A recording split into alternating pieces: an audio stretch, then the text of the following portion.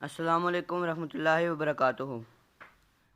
पिछली वीडियो में हमने एक्सरसाइज 2.3 की थी, क्लास इन नाइन्थ की, चैप्टर नंबर 2।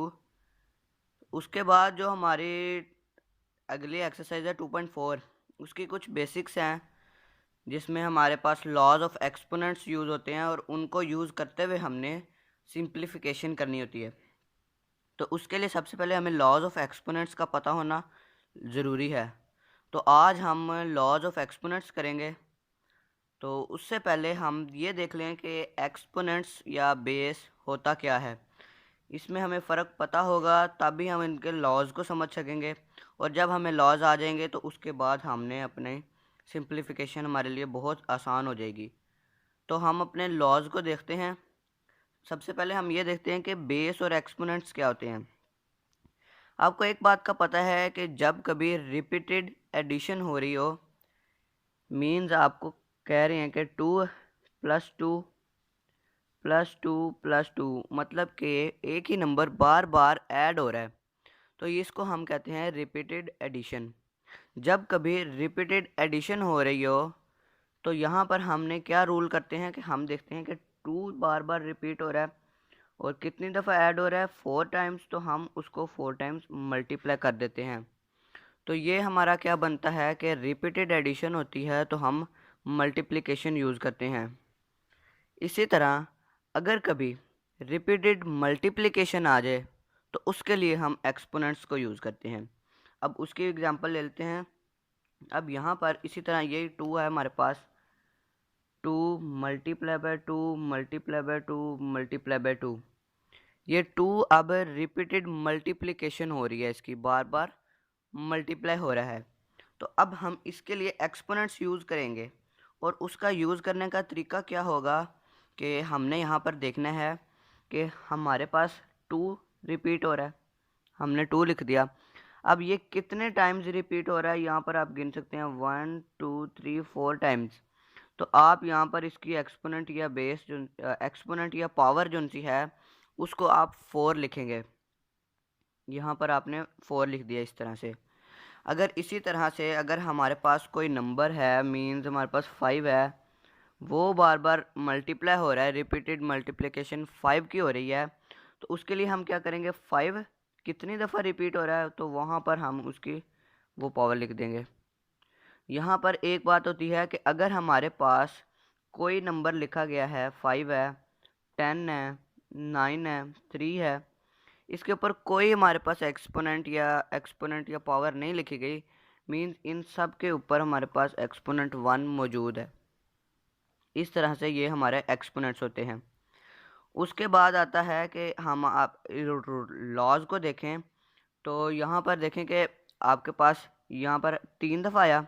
अब अगर ये वाला लॉ हम यहाँ पर देखें कि इसके पास भी 1 है, यहाँ पे भी 1 है, यहाँ पे 1 है, तो आप देखें कि हमने यहाँ पर काउंट किया था 3, 1 + 1 + 1 भी 3 होता है।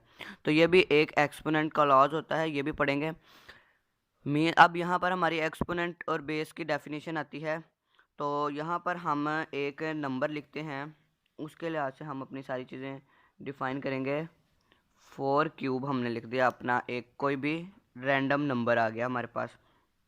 अब हम इस नंबर को देखें तो ये जो सी चीज़ हमारे पास ऊपर आ गई, जैसे यहाँ पर भी है, यहाँ पर भी है, या इधर सारों में 1 है, ये हमारे पास क्या है, ये हमारे पास एक्सपोनेंट है, ये हमारे पास एक्सपोनेंट है।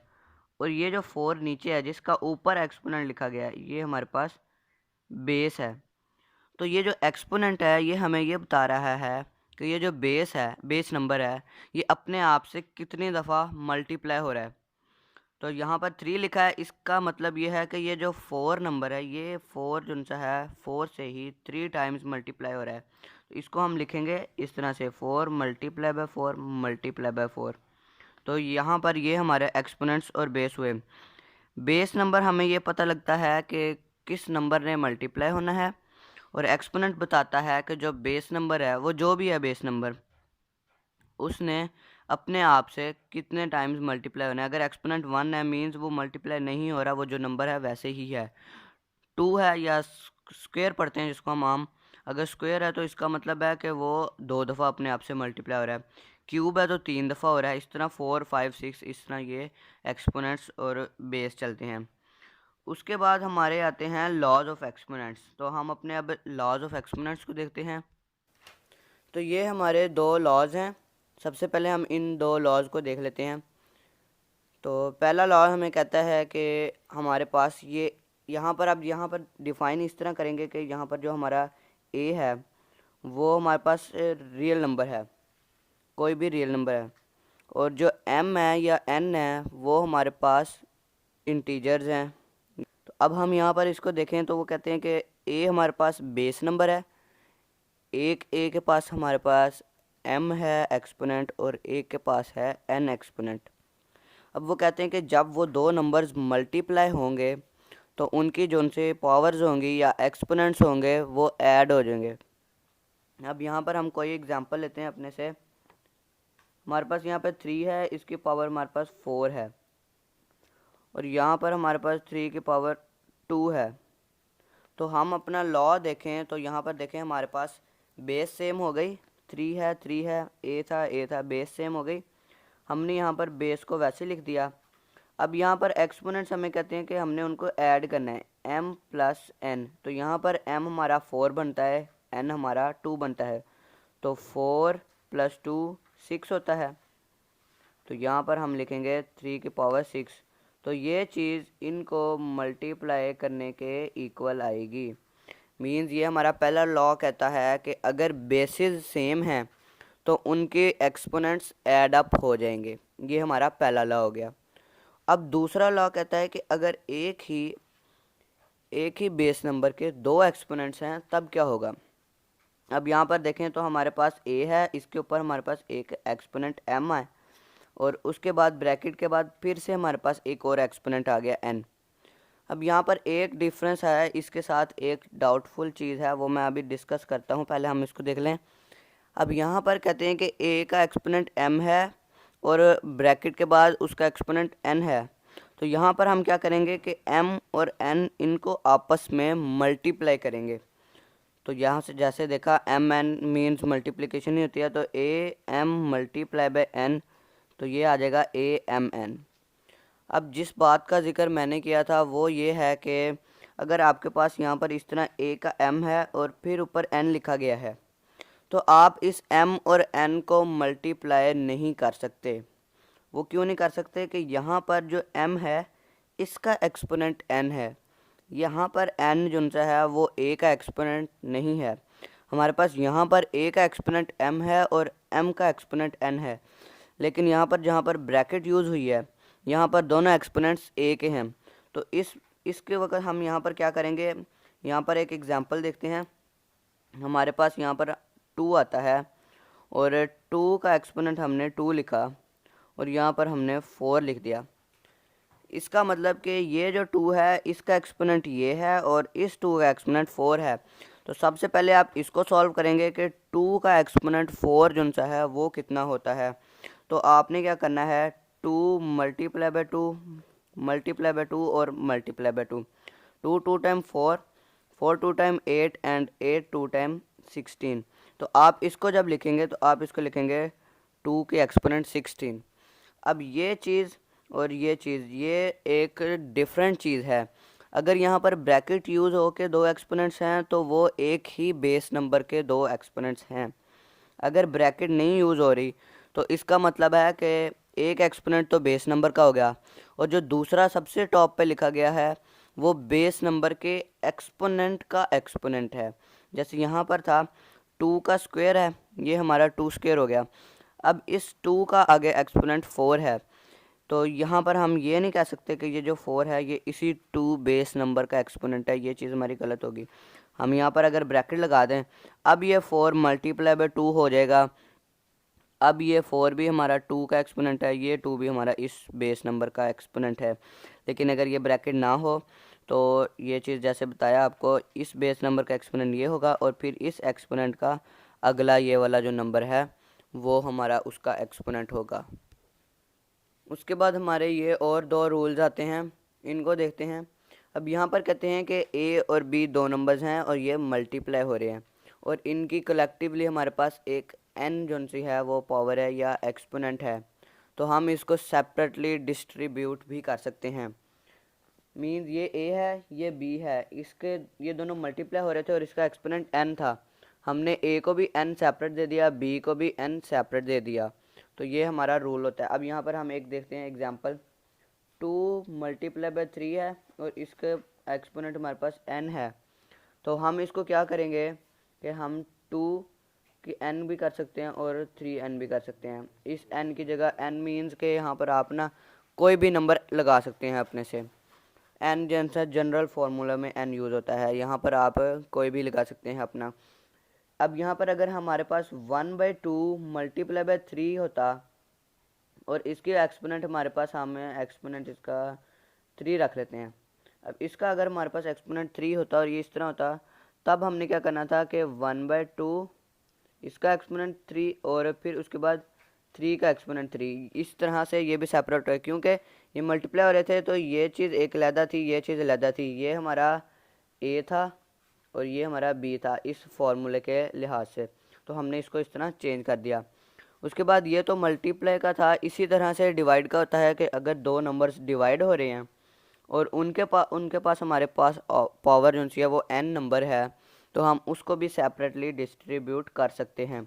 इसी तरह के एग्जांपल लेते हैं, अगर 2 डिवाइडेड बाय 3 है और इसकी पावर n है, तो हम यहाँ पर 2n ओवर 3n सेपरेट कर सकते हैं। इसी तरह इसको देखते हैं, हम n यहाँ पर रखते हैं 4, यहाँ पर रखते हैं 9 और इसकी हम एक्सपोनेंट बना लेते हैं स्क्वायर, 2 है।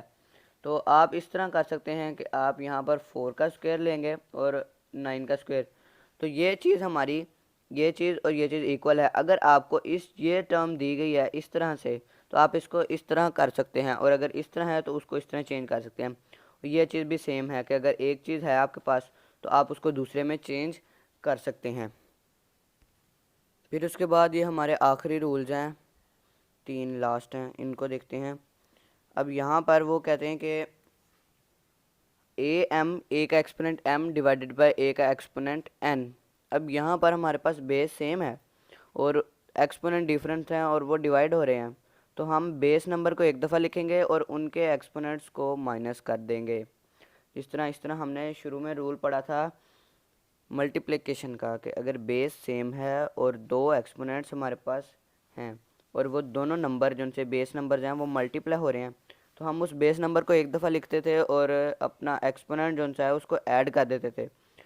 तो मल्टीप्लिकेशन में एडिशन हो गई और डिवीजन में हमारी सब्ट्रैक्शन हो गई। अब यहाँ पर देखें कि यहाँ पर हम एक एग्जांपल करते हैं, 2 4 और 2 2। अब यहाँ पर हमारे देखेंगे 2 का 4 एक्सपोनेंट है और 2 का 2 एक्सपोनेंट है, बेसिस सेम है लेकिन एक्सपोनेंट डिफरेंट है। इस रूल को देखेंगे तो आप करेंगे 2m हमारे पास 4 है और n हमारे पास 2 है, तो ये चीज़ हमारी आएगी 2 स्क्वायर। तो 2 स्क्वायर जो सा होता है वो 4 होता है। अगर आप इसको सॉल्व करें तो ये 4 टाइम है, तो ये आप करेंगे 2 टाइम 4, 4 2 टाइम 8 एंड 8 2 टाइम 16, और इस तरह ये 2 टाइम 4, तो ये भी आप डिवाइड करके देख लें तो वो ये चीज़ आती है। इसी तरह से ये हमारा रूल होता है, ये कहता है कि अगर बेसिस सेम हैं और एक्सपोनेंट डिफरेंट हैं और वो दोनों बेस नंबर्स मल्टीप्लाई या डिवाइड हो रहे हैं, तो अगर मल्टीप्लाई हो रहे हैं तो ऐड हो जाएगा, डिवाइड हो रहे हैं तो माइनस हो जाएगा। नंबर 6 रूल में कहता है कि अगर किसी भी बेस नंबर का एक्सपोनेंट 0 है तो वो इक्वल होता है 1 के। एक्सपोनेंट अगर 0 आ जाए तो वो नंबर जो भी होता है वो 1 हो जाता है। मींस यहाँ पर उसने a यूज़ किया है, अगर a का एक्सपोनेंट 0 है तो वो हमारे पास 1 होगा, वो a नहीं होगा। अब y कर देते हैं, y का एक्सपोनेंट 0 था तो वो भी 1 हो जाएगा।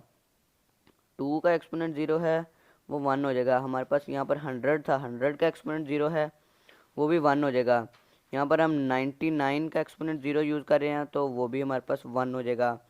यहाँ पर इसका मतलब ये कि अगर किसी भी नंबर का एक्सपोनेंट 0 आ जाए तो वो होल जो सी पूरी की पूरी हमारी चीज़ होती है वो सारी 1 के इक्वल आ जाती है।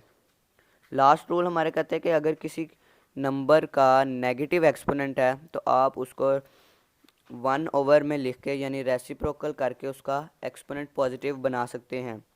जैसे यहाँ पर ए एन था, ए एन जो सा वो -1 था, तो आपने उसको 1 ओवर में लिख के यानी रेसिप्रोकल करके अपना एन पॉजिटिव बना लिया।